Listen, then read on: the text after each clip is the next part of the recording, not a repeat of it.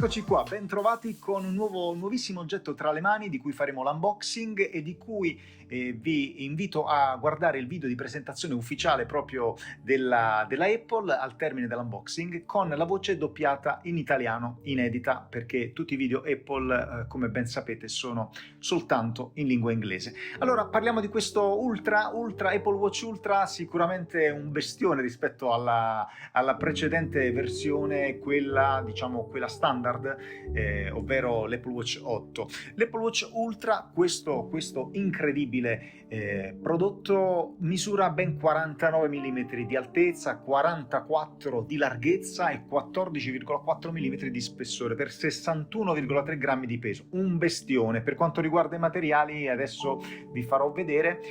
E parliamo di titanio, il titanio con cui è rivestita la cassa, ed il vetro zaffiro a protezione del preziosissimo display. Un display di tipo OLED LTPO con funzione Always On e soprattutto una luminosità che finalmente arriva a ben 2000 nits, il doppio di watch della serie 8, e posso confermarvi che rimane sempre estremamente visibile anche all'aperto.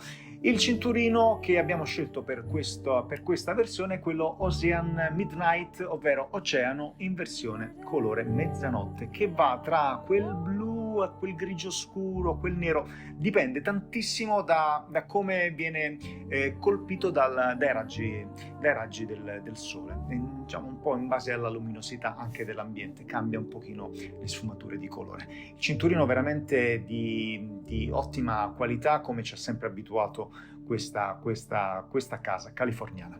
Buon video e buona visione, ciao!